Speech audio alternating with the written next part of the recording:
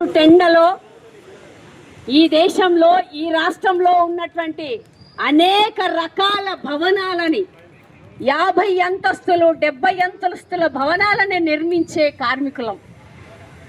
ఆ కార్మికులుగా ఆ పని చేస్తున్నప్పుడే నేల కొరిగే కార్మికులం.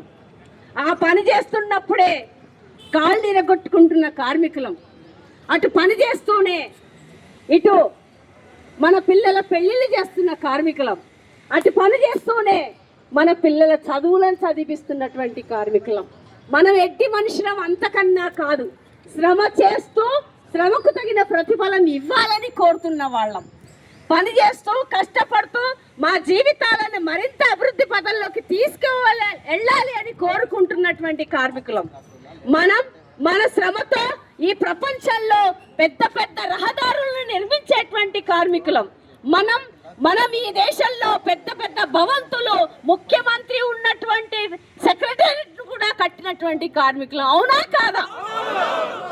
ఆ కార్మికులం ఈరోజు టీయూసీ ఆధ్వర్యంలో నిర్వహించిన పిలుపుకి మీరందరూ లేబర్ కమిషనర్ ఆఫీస్ దగ్గరికి వచ్చి మన సమస్యలు మన డిమాండ్స్ ఏం పరిష్కరించాలి, ఏం అన్యాయం జరుగుతుందో చెప్పడానికి మనం వచ్చాం.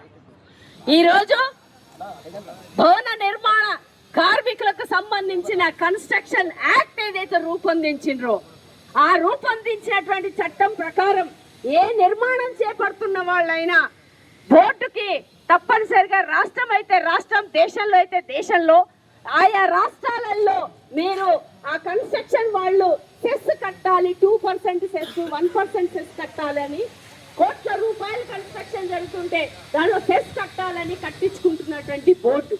ఎందుకు ఇది వచ్చింది? లక్షల మంది గ్రామాల నుంచి, కోట్ల మంది వివిధ ప్రాంతాల నుంచి పట్టణాలకు వచ్చి పని చేసుకొని మళ్ళీ ఇళ్ల కాడికి పోతూ ఏ సౌకర్యం లేక నేల కొరుకుతున్నటువంటి అత్యంత దయనీయ పరిస్థితిలో, అత్యంత ఘోరమైన పరిస్థితిలో పని చేస్తూ దేశాభివృద్ధికి పాల్పడుతూ ఉన్న కార్మికులకి అసలు ఏ కోశానా కూడా మనుషులుగా గుర్తించని దశలో మనుషులుగా గుర్తించాలి, శ్రమజీవులను గుర్తించాలి, కార్మికులను గుర్తించాలి. ఈ దేశాభివృద్ధికి తోడ్పడుతున్న కార్మికులకు సహజమైన న్యాయమైనటువంటి బతికే హక్కు ఉంది, వాళ్ళకు కావాల్సిన ఫెసిలిటీస్ కల్పించాలి అని డిమాండ్ చేస్తే, దేశవ్యాప్తంగా డిమాండ్ చేస్తే ఆ బోర్డు అనేది ఏర్పడింది. ఆ బోర్డుకి సెస్ అనేది ఏర్పడింది. భవన నిర్మాణ కార్మికులకి కార్డులు ఇవ్వడం అనేది స్టార్ట్ అయింది. ఆ కార్డుల రూపంలో ఇందాక చెప్పినట్టుగా ప్రతి సంవత్సరం 12 రూపాయలు మనం కడుతున్నాం. సెస్ కన్స్ట్రక్షన్ చేస్తున్నటువంటి కంపెనీ యజమానులు కడుతున్నారు. ఈ డబ్బుల్ని ఏం చెయ్యాలి? ఆ కార్మికులకే వినియోగించాలి. ఈ డబ్బుల్ని ఏం చేయాలి?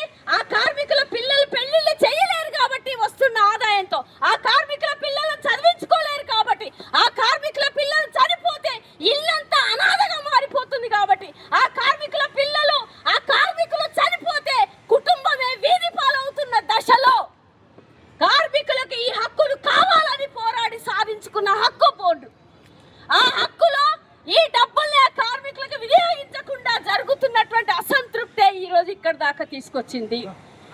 బోర్డు కింద కార్మికులు అప్లై చేసుకుంటే ఏ కోశానా కూడా ఒక్క క్లియరెన్స్ కూడా సరిగ్గా రాకుండా కింది స్థాయిలోనే రిజెక్షన్ తీసుకొస్తున్న పరిస్థితులు ఉన్నాయి. మేము కూడా యూనియన్ గా మేము చెప్తున్నాం, నువ్వు రిజెక్షన్ ఉంటే ఆ తీసుకునేటప్పుడే అక్కడే చూసి ఇవి లేవు అని చెప్పొచ్చు. అప్లికేషన్ పెట్టుకునేటప్పుడే ఇవి సమగ్రంగా లేవు అని చెప్తే, ఏమి కావాలో కూడా అక్కడ చెప్తే అక్కడే క్లియర్ గా వస్తుంది. అక్కడ అన్ని చేసి వచ్చినాక నెలల తరబడి పెండింగ్ క్లెయిమ్లు పెట్టుకొని రిజెక్షన్ సంవత్సరం తర్వాత పంపిస్తే అప్పుడు ఏ రకంగా ఆ ప్రయోజనం కార్మికులకు అందుతుంది అనేది మనం ప్రశ్నించదలుచుకున్నాం. అట్లాగే ఈరోజు సహజ మరణం, ఒక రైతు అరెకరం భూమి ఉన్న 2 గుంటల భూమి ఉన్న రైతు చనిపోతే ఇన్సూరెన్స్ కంపెనీ ద్వారా 5 లక్షల రూపాయలు వస్తున్నాయి. మనం ఈ దేశాభివృద్ధికి మన శ్రమని మొత్తం మన జీవితాన్ని ఆ వచ్చిన జీతంలో తాగుడుకు పెట్టి ఆబ్కారీ ద్వారా ప్రభుత్వ ఖజానాన్ని నింపుతున్న కార్మికులుగా ఉన్న మన జీవితానికి భరోసా ఎందుకు లేదు?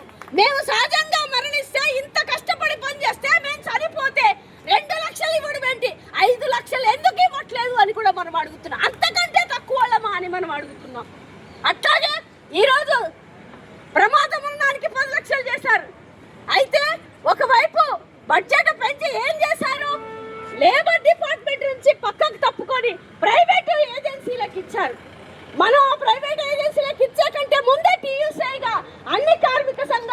డిమాండ్ చేస్తాం.